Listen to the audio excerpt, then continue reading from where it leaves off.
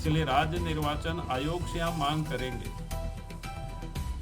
कि अभी भी समय है, केंद्र सरकार से बात करें, केंद्र के गृह मंत्रालय से बात करें और central paramilitary force her polling बूथों पर। झारखंड में होने वाले निकाय चुनाव को लेकर सियासत तेज हो गई है। भाजपा नेता एवं पूर्व मुख्यमंत्री बाबूलाल मरांडी ने राज्य सरकार पर गंभीर आरोप लगाते हुए कहा कि चुनाव ईवीएम मशीन से ही कराए जाने चाहिए।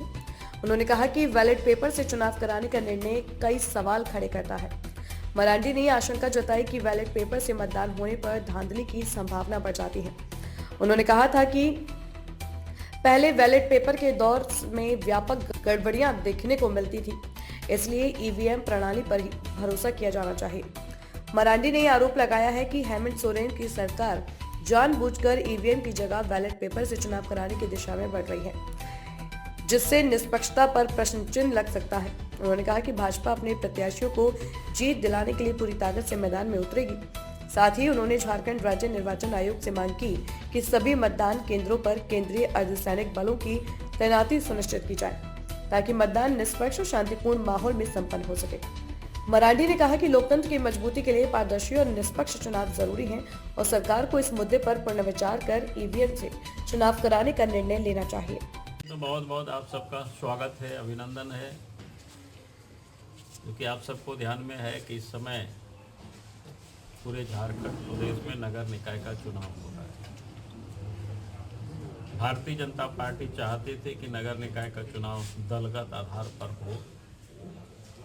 उसके लिए भारतीय जनता पार्टी ने धरना प्रदर्शन के माध्यम से सरकार को ज्ञापन भी सौंपा था, लेकिन सरकार मानी नहीं। और आज चुनाव हो भी रहा है तो सरकार की कोई हेमंत सोरेन की सदिच्छा से नहीं हो रहा है, क्योंकि राज्य में नगर निकाय की कई जगहों का तो 5 साल से भी ओवर हो गया जो चुनाव हुए, यानी उनका कार्यकाल समाप्त हुआ।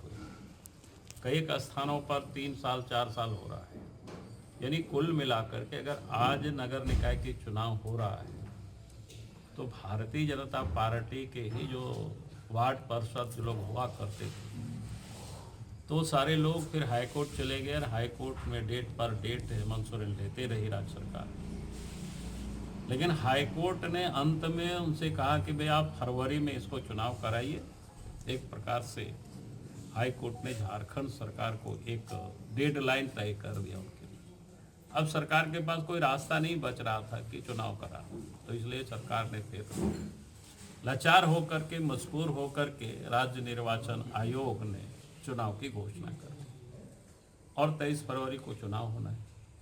दूसरा, हम सब लोग मांग भी कर रहे थे कि चुनाव क्या कहते ईवीएम की मशीन से होना चाहिए, लेकिन उसको भी इन्होंने नहीं माना। तो कुल मिलाकर के सरकार की मानसा ये साफ नहीं है, शुरू से ही साफ नहीं रही।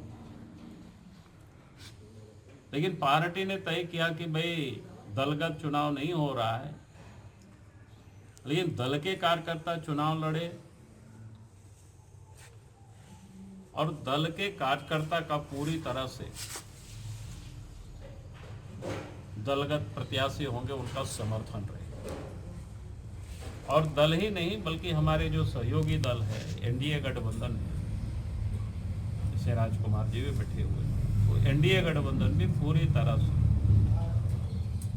जो दल की ओर से समर्थित जो प्रत्याशी होंगे उनके सपोर्ट में सब लोग काम करेंगे और उनको जिताने का भी लोग काम करेंगे।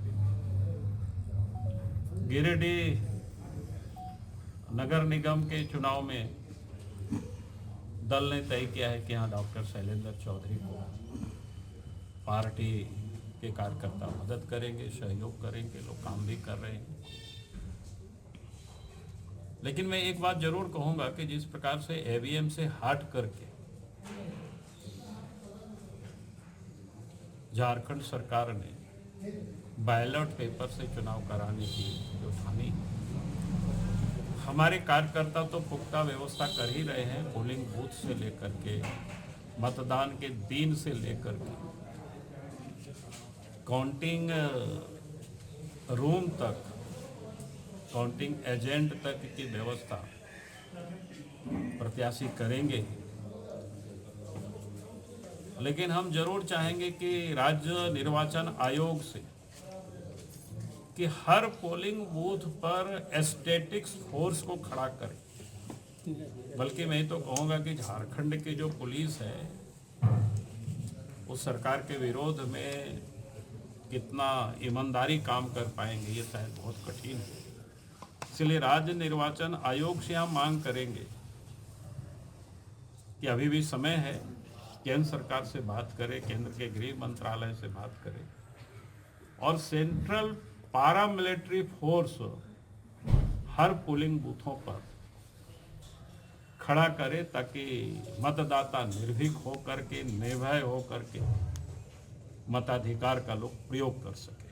बहुत बहुत धन्यवाद।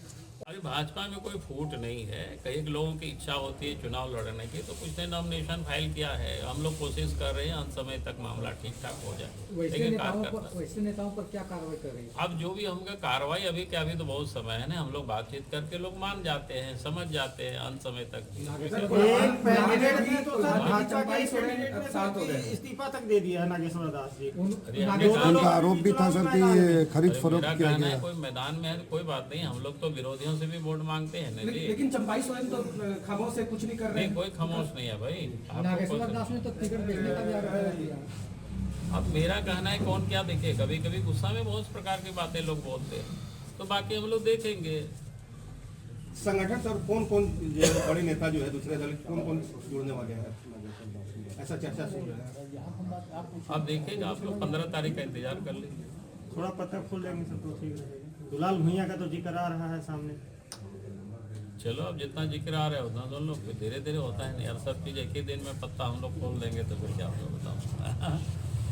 चलिए, मुझे लगता है कि आप शायद उस समय मतदाता नहीं रहे होंगे आपके उम्र के हिसाब से। जिस वक्त बैलेट से चुनाव होता था तो कैसे लोग छपाई करते थे बैलेट पेपर छीन करके,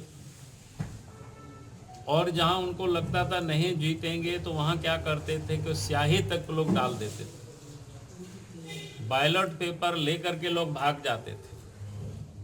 तो कई एक प्रकार की गड़बड़ियां होते रही है। चूँकि मैं उस समय चुनाव भी खुद लड़ा हूँ, लड़ाया भी हूँ, और यहाँ मुझे लगता है कि सारे लोगों को इसके अनुभव भी है उस समय की। और जब से ईवीएम से चुनाव हुआ तो ये गड़बड़ी बिल्कुल समाप्त हुई। तो इसलिए क्योंकि ईवीएम से इतना सहज और सरलता से चुनाव होता है और हेमंत सोरेन की सरकार ने उसको नज़रअंदाज करके और बैलेट पेपर से चुनाव कराना, पहले तो चुनाव नहीं कराना, फिर हाई कोर्ट का निर्देश हुआ तो चुनाव कराना, दलगत चुनाव नहीं कराना, बैलेट से चुनाव कराना, ये सरकार की मंशा साफ नहीं लगती। तो इसीलिए मैंने कहा कि भाई राज्य निर्वाचन आयोग से हम ये मांग करते हैं कि आप केंद्र सरकार से, आप गृह मंत्रालय से मांग करिए कि 48 तो नगर निकाय का क्षेत्र है और पारा मिलिट्री फोर्स हर पोलिंग बूथों पर 4000 या कोई समथिंग ऐसा बूथ है, कोई बहुत अधिक भी नहीं है। और झारखंड में कई एक स्थानों पर पारा मिलिट्री फोर्स है काफी। तो चुनाव निष्पक्ष हो, मतदाता निर्भीक होकर के लोग मतदान कर सके, ये मैं डिमांड कर रहा हूँ। बहुत बहुत बिहार झारखंड की हर बड़ी खबर अब आपकी जेब में। क्या आप बिहार और झारखंड की खबरों से पीछे रह जाते हैं? इंडिया न्यूज वायरल के साथ जुड़े और पाए सबसे तेज अपडेट्स, चाहे वो राजनीति हो, वायरल वीडियो हो या आपके शहर की ताजा घटना। सब्सक्राइब क्यों करें? सबसे तेज ब्रेकिंग न्यूज अलर्ट्स के लिए, वायरल और ट्रेंडिंग वीडियो सबसे पहले, सच्ची और सटीक रिपोर्टिंग।